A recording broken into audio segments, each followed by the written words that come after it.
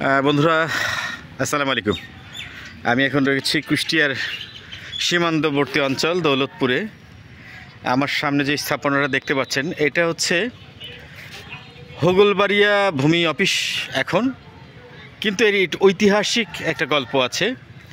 এই অঞ্চলে ব্রিটিশরা যখন শাসন করতে আসলো সিরাজদৌলাকে সরিয়ে দেওয়ার পর, তখন তারা এই দেশের কৃষকদেরকে জোর করে নীল চাষ করাতো। সেই নীল চাষ যারা করাতেন সেই নীল কুঠির ছিল এখানে। ব্রিটিশ ব্যবসায়ীরা তারা এখানে বসে বসে কৃষকদেরকে নীল চাষের জন্য জবরদস্তি করত। তারপরে এখান থেকে নির্যাতন নিপীড়নের যে বার্তা এখান থেকেই ছড়িয়ে দেওয়া হতো এক সময় যখন ব্রিটিশ শাসন করেছে এই আমাদের ভারতবর্ষের এই সব অঞ্চলগুলোতে। এই অঞ্চলে আমি আরও অনেক স্থাপনা দেখলাম। আমি ভেড়ামারার জুনিয়াদাহ আর এই সোনিয়াকুণ্ডির পাশাপাশি প্রায় 8-10 কিলোমিটারের 5-6 কিলোমিটারের ভেতরে এখানে এসছি আমরা কয়েকজন। একটা নিউজ সংগ্রহের কাজে এসেছিলাম ভেড়ামারা। আমরা আল্লাহ দরগা দিয়ে বেরিয়ে যাব কুষ্টিয়াতে, সেই সময় একটু অপেক্ষা করছি। এখানে এটা দেখে, এই স্থাপনাটা দেখে, ঐতিহ্যবাহী স্থাপনা, যদিও এর ভেতরে অনেক কান্না, অনেক নির্যাতনের গল্প রয়েছে এই ঘরের ভেতর থেকে। যাই হোক, ঐতিহাসিক স্থাপনা, তাই আপনাদের সামনে আমি একটা শেয়ার করবার জন্য এই ভিডিওটা করছি। এইটা হচ্ছে নীলকুঠি ছিল, এখান থেকেই নীল চাষ করতে বাধ্য করতো এখানকার মানুষজনকে। আর এইখান থেকেই ব্রিটিশরা তাদের কূটকৌশল পরিচালিত করতে এই অঞ্চলের মানুষকে শাসন করবার জন্য। তারপর এই যে বিরাট মাঠ পড়ে আছে, এই গাছটাও সম্ভবত অনেক পুরাতন, বড় একটা মাঠ করা হয়েছে এখানে। এই যে ইকো পার্ক, এটা টিসি ইকো পার্ক নামে পরিচিত সোনাইকুণ্ডি এলাকা, এটা দৌলতপুরের। অনেক জায়গায় সংরক্ষণ করেছে জেলা প্রশাসন থেকে, সরকার এটি সংরক্ষণ করছে। এই নীলকুঠি এখন হোগলবাড়িয়া ইউনিয়ন ভূমি অফিস হিসেবে ব্যবহার করা হচ্ছে। সেই সময়কার স্থাপনা আমি একটু ওই পাশটাতে গিয়ে দেখাবার চেষ্টা করি। এই গাছটা অনেক পুরাতন, হয়তো সেই সময়কার ইতিহাস এর সাক্ষী এই গাছগুলো।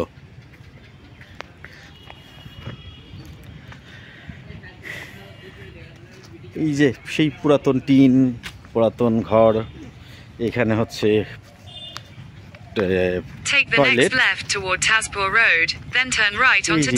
ঐতিহাসিক স্থাপনা।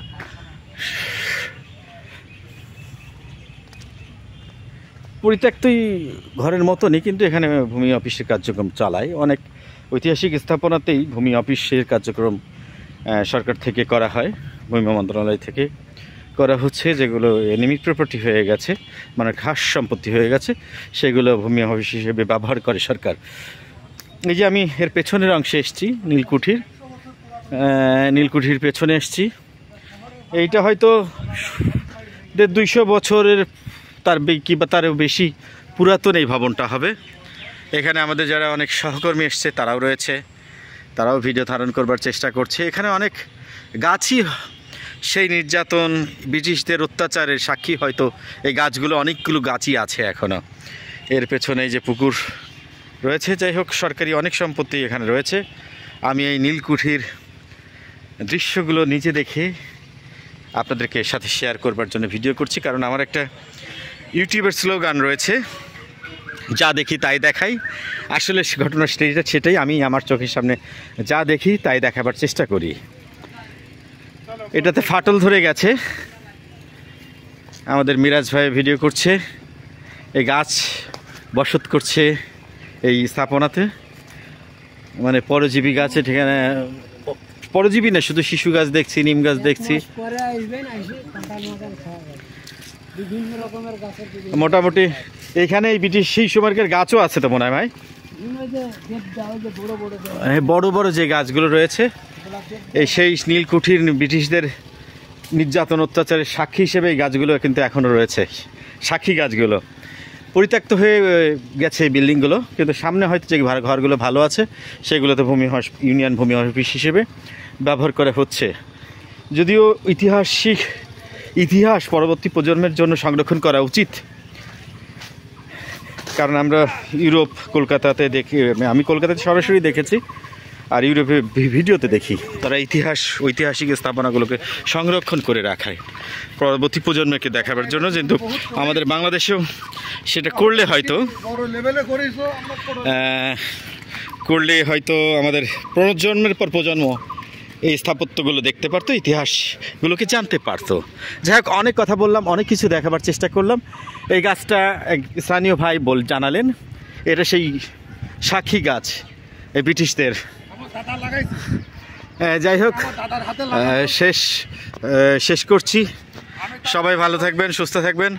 এই যে আমাদের রাসেল সাংবাদিক রাসেল অনেক গল্প বলছে, মানে চাপাবাজি গল্প করছে। যাই হোক, আমাদের মিরাজ ভাই, আমার ভাতিজা শরীফুল, আমার সহকর্মী মিরাজ ভাই, রাসেল, তারপরে রাব্বু, নাব্বির রয়েছে, আমরা সবাই মিলে এখানে একটা সংবাদ সংগ্রহের কাজে এসেছিলাম। যাক, ফিরে যাওয়ার মুহূর্তে এই ঐতিহাসিক স্থাপনাটা আমরা দেখলাম এবং ভিডিও ধারণ করে আপনাদের সাথে শেয়ার করবার চেষ্টা করলাম। সবাই ভালো থাকবেন, সুস্থ থাকবেন। অন্য কোনো ভিডিওতে অন্য কোনো সময় আবার দেখা হবে। সবাই ভালো থাকবেন। আসসালামু আলাইকুম।